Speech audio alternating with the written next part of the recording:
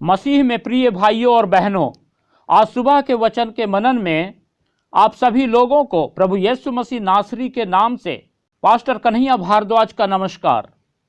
आइए हम आज के वचन के मनन के लिए हम पढ़ेंगे मरकुस रचित सुसमाचार और उसका 13वां अध्याय और 5 पद से लेकर 37 पद तक। यीशु उनसे कहने लगा, चौकस रहो कि कोई तुम्हें ना भरमाए।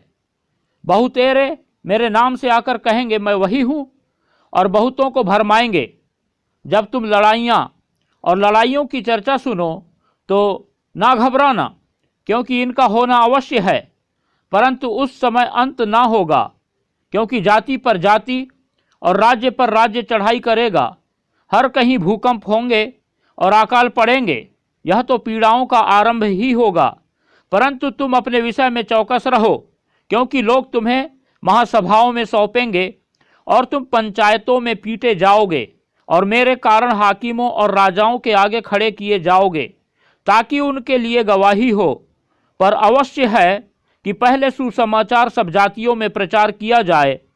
जब वे तुम्हें ले जाकर सौंपेंगे तो पहले से चिंता ना करना कि हम क्या कहेंगे, पर जो कुछ तुम्हें उसी घड़ी बताया जाए वही कहना, क्योंकि बोलने वाले तुम नहीं हो, परंतु पवित्र आत्मा है। भाई को भाई और पिता को पुत्र घात के लिए सौंपेंगे, और बच्चे माता पिता के विरोध में उठकर उन्हें मरवा डालेंगे।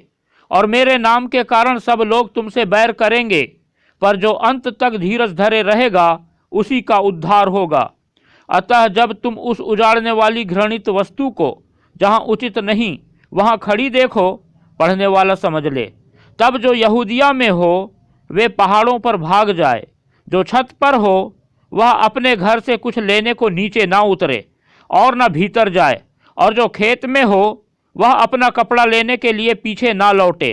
उन दिनों में जो गर्भवती और दूध पिलाती होंगी उनके लिए हाय हाय, और प्रार्थना किया करो कि यह जाड़े में ना हो, क्योंकि वे दिन ऐसे क्लेश के होंगे कि सृष्टि के आरंभ से जो परमेश्वर ने सृजी है अब तक ना तो हुए और ना फिर कभी होंगे। यदि प्रभु उन दिनों को न घटाता तो कोई प्राणी भी ना बचता, परंतु उन चुने हुओं के कारण जिनको उसने चुना है उन दिनों को घटाया। उस समय यदि कोई तुमसे कहे देखो मसीह यहाँ है या देखो वहाँ है, तो प्रतीति ना करना, क्योंकि झूठे मसीह और झूठे भविष्यवक्ता उठ खड़े होंगे और चिन्ह और अद्भुत काम दिखाएंगे कि यदि हो सके तो चुने हुओं को भी भरमा दें। पर तुम चौकस रहो, देखो मैंने तुम्हें सब बातें पहले ही से बता दी है। उन दिनों में उस क्लेश के बाद सूरज अंधेरा हो जाएगा और चांद प्रकाश ना देगा, और आकाश से तारागण गिरने लगेंगे और आकाश की शक्तियां हिलाई जाएंगी। तब लोग मनुष्य के पुत्र को बड़ी सामर्थ और महिमा के साथ बादलों में आते देखेंगे। उस समय वह अपने दूतों को भेजकर पृथ्वी के इस छोर से आकाश के उस छोर तक चारों दिशाओं से अपने चुने हुए लोगों को इकट्ठा करेगा। अंजीर के पेड़ से यह दृष्टांत सीखो, जब उसकी डाली कोमल हो जाती और पत्ते निकलने लगते हैं तो तुम जान लेते हो कि ग्रीष्म काल निकट है। इसी प्रकार जब तुम इन बातों को होते देखो तो जान लो कि वह निकट है, वरन द्वार ही पर है। मैं तुमसे सच कहता हूँ कि जब तक ये सब बातें ना हो लेंगी तब तक ये लोग जाते ना रहेंगे। आकाश और पृथ्वी टल जाएंगे, परंतु मेरी बातें कभी ना टलेंगी। उस दिन या उस घड़ी के विषय में कोई नहीं जानता, न स्वर्ग के दूत और न पुत्र, परंतु केवल पिता। देखो जागते और प्रार्थना करते रहो, क्योंकि तुम नहीं जानते कि वह समय कब आएगा। यह उस मनुष्य की सी दशा है जो परदेश जाते समय अपना घर छोड़ जाए और अपने दासों को अधिकार दे और हर एक को उसका काम बता दे, और द्वारपाल को जागते रहने की आज्ञा दे। इसलिए जागते रहो, क्योंकि तुम नहीं जानते कि घर का स्वामी कब आएगा, सांझ को या आधी रात को, या मुर्ग के बांग देने के समय या भोर को। ऐसा ना हो कि वह अचानक आकर तुम्हें सोते पाए। और जो मैं तुमसे कहता हूँ वही सबसे कहता हूँ, जागते रहो। परमेश्वर अपने वचन के पढ़े और सुने जाने पर हम सबको आशीष देवे। परमेश्वर के प्रिय लोगों, जब हमने आज का वचन पढ़ा तो इन वचनों में हम पाते हैं संकट और क्लेश के विषय में, और महासंकट काल के दिनों के बारे में और मनुष्य के पुत्र के पुनर्आगमन के विषय में और लगातार परमेश्वर के लोग सावधान रहें और परमेश्वर से प्रार्थना करते रहें। और ये जो है अंत के दिनों की भविष्यवाणियां है जिसे कि हम बहुत ही गंभीरता से अपने जीवन में उतारें, क्योंकि हम जानते हैं कि वचन में जो कुछ भी भविष्यवाणी हमने शुरू से लेकर के अब तक के पढ़ा है उनमें से लगातार अपने समय पर पूरी होती चली जा रही हैं और एक भी ऐसी भविष्यवाणी नहीं है जो पूरी नहीं होगी, ऐसा परमेश्वर का वचन सिखाता है। क्योंकि परमेश्वर का वचन जीवित और सच्चा वचन है जो अपने सही और उचित समय पर पूरा होगा।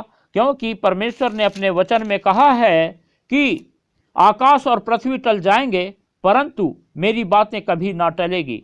और अंत में जो हमने आखिरी पद्यांश जो 32 पद से लेकर 37 पद तक के पढ़े तो वहाँ हम पाते हैं कि परमेश्वर हमें जो है आगाह कर रहा है और बता रहा है कि जब ऐसे खतरनाक दिन आने वाले हैं तो उसमें हम पढ़ करके परीक्षाओं में पढ़ करके अपने जीवन का नुकसान ना उठाएं। इसलिए हमें लगातार जो है परमेश्वर से प्रार्थना करते रहना है और अपने जीवन में हमेशा हमको सावधानी बरतना है और शैतान को किसी भी रीति से अपने जीवन में मौका नहीं देना है और लगातार जो है परमेश्वर से प्रेम करके परमेश्वर से प्रार्थना करते हुए परमेश्वर में बने रहते हुए हम परमेश्वर की उपस्थिति में अपने जीवन को बिताएं ताकि हम लगातार जो है परमेश्वर की आशीषों को पाएं। परमेश्वर के प्रिय लोग, बहुत सारी बातें हैं जो परमेश्वर के इन वचनों से हम पा सकते हैं, लेकिन आप लोग इन वचनों को बार बार इस वीडियो के द्वारा सुनिए और सुन करके जब बार बार वचन को सुनेंगे तो परमेश्वर आपसे और भी बहुत सारी बातों को बताएगा, सिखाएगा और आपको अपना प्रकाशन देगा और आप लगातार परमेश्वर की उपस्थिति में परमेश्वर के प्रकाशन को पाकर अपना जीवन बिताएंगे और परमेश्वर की आशीषों में निरंतर जो है पनपते चले जाएंगे, बढ़ते चले जाएंगे और उन्नति करेंगे। इसीलिए आप लोग ज़्यादा से ज़्यादा परमेश्वर के इस वचन को पढ़ें, सुनें और लगातार परमेश्वर के प्रकाशन को प्राप्त करें और लगातार जो है जैसा हमें वचन ने सिखाया है हम प्रार्थना में बने रहें, जागते रहें, सावधान रहें ताकि परमेश्वर की आशीष से निरंतर हम पर बनी रहे और उस संकट काल के स्थिति में भी परमेश्वर लगातार हमारी सहायता करे और जब प्रभु यीशु मसीह हमको लेने आए तो हम तैयार पाए जाएं और प्रभु यीशु मसीह के साथ जाने वाले हो सकें। परमेश्वर अपने वचन के द्वारा हम सबको आशीष देवे। आमीन।